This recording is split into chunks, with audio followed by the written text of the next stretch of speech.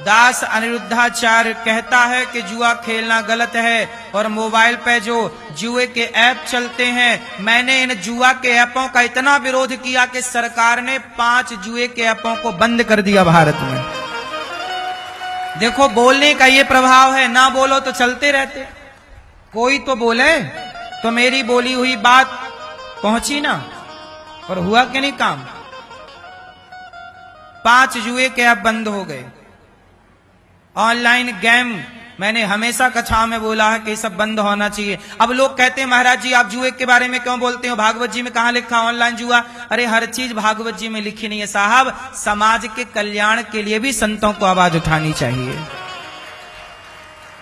समाज के कल्याण और उत्थान के लिए संत नहीं बोलेंगे तो कौन बोलेगा। अब ऑनलाइन जुआ चल रहा है, ऑनलाइन गेम चल रहे हैं, ये बच्चों की जान ले रहे हैं, तो फिर क्या इनको बंद नहीं होना चाहिए। इनकी आवाज कौन उठाएगा, हम जैसे लोग नहीं उठाएंगे कौन उठाएगा। अब लोग कहते हैं महाराज आप तो बस भागवत जी जो लिखा भागवत जी वही वही सुनाओ, कथाएं सुनाओ, आप यहां वहां की बातें क्यों करते हो। क्या करें साहब, समाज गलत दिशा पर जा रहा है तो जाने दें, क्या रोकना जिम्मेदारी है। बताओ, आप लोग बताओ क्या करें, बोला करें कि नहीं बोला करें। फिर इसलिए दास ने बोला। तो देखिए, मैं अमेरिका में था जब मेरे खिलाफ यहाँ के कुछ न्यूज चैनल षड्यंत्र के तहत मुझे बदनाम करने का प्रयत्न, तब मैंने बोला था कि देखो मोबाइल पे गलत गलत ऐप डाउनलोड कराने का कुछ न्यूज चैनल भी तो प्रचार करते हैं ना, हाँ या ना। बड़े बड़े सुपर डुपर स्टार किसका प्रचार करते हैं, जुए का, सट्टे का, गुटके का। मैंने बोला इनके खिलाफ कथा में, तो वो बात शायद सरकार तक पहुंची और एक्शन लिया गया। आज की तारीख में 5 जुए के ऐप बंद हो गए। ये प्रभाव है बोलने का।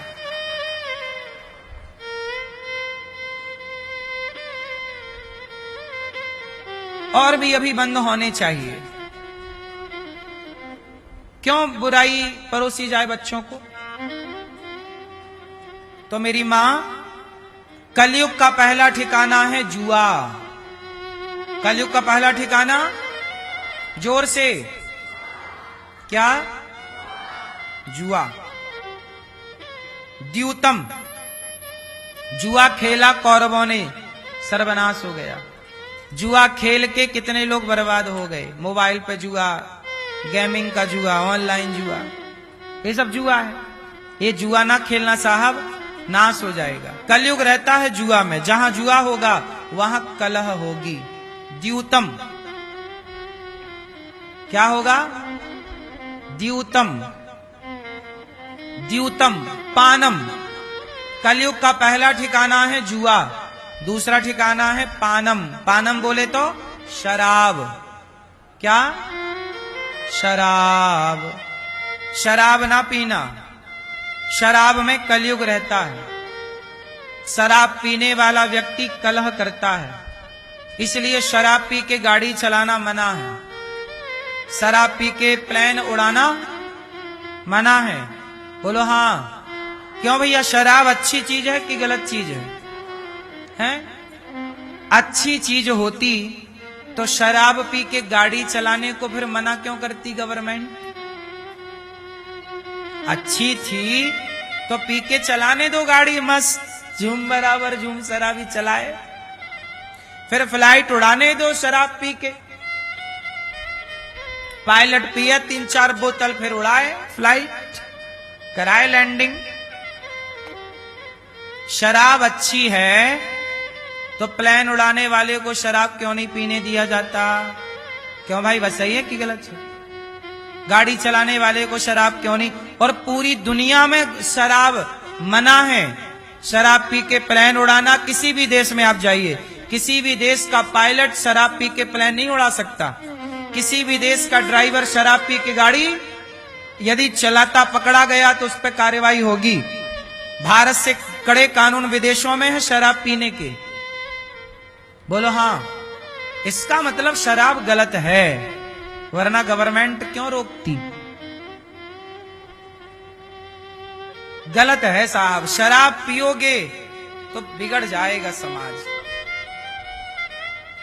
इसलिए शराब में कलयुग बैठता है। जो शराब पीता है उसकी बुद्धि हो जाती है शून्य और वो गलत सलत करता है। इसलिए हमारे ऋषियों ने कहा भाई जिससे गलत होने की संभावना है वो गलत करो ही मत। कलयुग का वास है। द्यूतम जुआ और शराब। तीसरा द्यूतम पानम स्त्रिय। पराई स्त्री में पराये पुरुष में भी कलयुग का वास होता है। पर नारी पैनी छुरी तीन तरफ से खाए, धन हरे यौवन हरे घोर नरक ले जाए। पराये पुरुष पर नारी में क्या होता है? क्यों?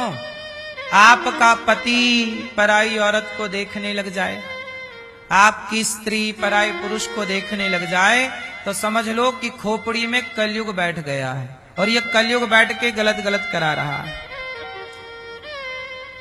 हाँ या ना? कहते ना विनाश काले। हाँ, आदमी गलत नहीं होता। आदमी जब गलत सोचने लगता है, गलत संगति करने लगता है तो कलयुग पकड़ लेता है। फिर कलयुग अपने हिसाब से आपको नचाता रहता है। अब कलयुग में क्या क्या सुनने को मिलता है? एक लड़की का विवाह होने वाला था एक लड़के से, तो लड़की की मां अपने होने वाले दामाद के संग भाग गई। मां बोली बेटी अभी तू बैठ, मैं घूम के आती हूं।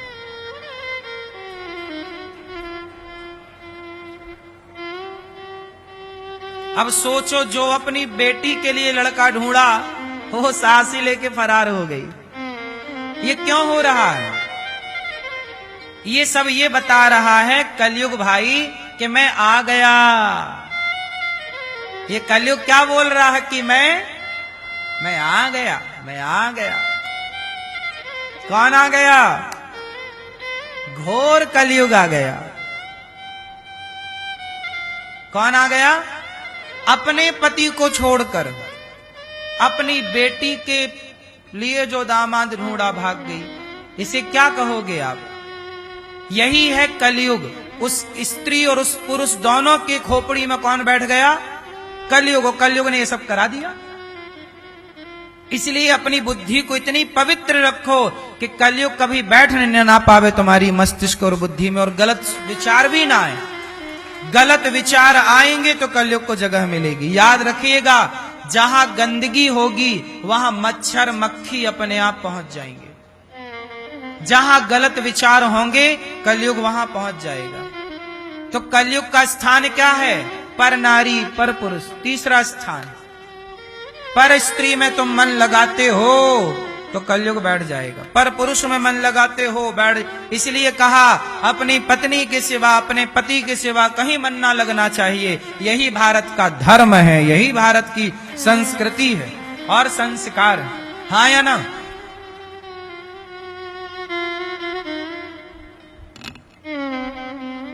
कलयुग, कलयुग का तीसरा स्थान यही। और चौथा क्या? मांस। आप खाते हो मांस? अंडा?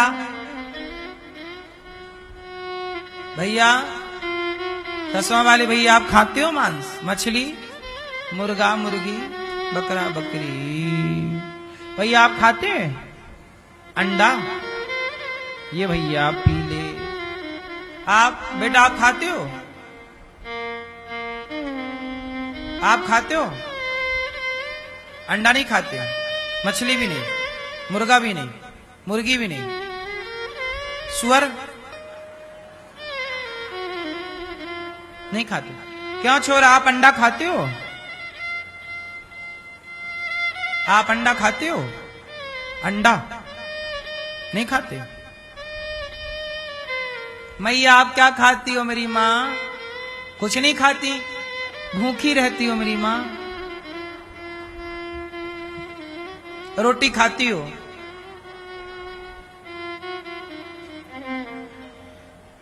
कलयुग वहां बैठा है जहां हत्या हो रही है, मछली की, मुर्गा की। अपने स्वाद के लिए लोग मारे जा रहे हैं, मारे जा रहे हैं, मारे जा रहे हैं। किसके लिए? अपना पेट भरने। भैया किसी का मांस खा के अपना पेट काहे भर रहे हो जब तुम्हारे लिए भगवान ने 56 भोग बनाए हैं। हम तो देखो 56 भोग बनाए हैं, दाल चावल सब्जी रोटी से ही पेट भर लेते हैं। हम तो एक बार खाते हैं, दिन भर के लिए हो जाता है। 2 बार भी नहीं खाते, हम एक बार ही खाते हैं दिन भर, और आपसे ज्यादा काम करते हैं एक बार खा के। तुम्हारा पेट है भैया, ये मांस खाने वालों का पेट है कि शमशान है? इसलिए मांसाहार ना करो। कलयुग के 4 स्थान। 5वां स्थान बेईमानी से कमाया गया धन। जो आप बेईमानी से कमाते हो, भ्रष्टाचार करते हो, चोरी करते हो, गलत। आप लोग चोरी करते हैं क्यों मेरी मां? हाँ या ना? दूसरे की चप्पल अप्पल तो नहीं चुरा लेते हैं कि हमारी कोई ले गया तो हम भी चुरा लें दूसरे की? क्यों चप्पल चुराती हो मैया? लोग चप्पल चुरा लेते हैं। चोरी नहीं करना चाहिए कभी। 2 काम बिल्कुल ना करना जीवन में कभी। पहला चोरी, दूसरा जारी। चोरी जारी से बचना। चोरी मतलब चोरी करना, और जारी मतलब, जारी क्या होती है बताओ जरा? जारी मतलब पराई स्त्री को देखना, पराई पुरुष को देखना। गांव के लोग कहते हैं ना, चोरी जारी से बचना। चोरी कभी ना करना और अपने चरित्र से कभी ना गिरना। बस यही चीज है। यदि आप अपने चरित्र से नहीं गिरते पर चोरी नहीं करते तो कोई आपका बाल भी बांका नहीं कर सकता। बात समझ में आएगी? चोरी जारी से बचना।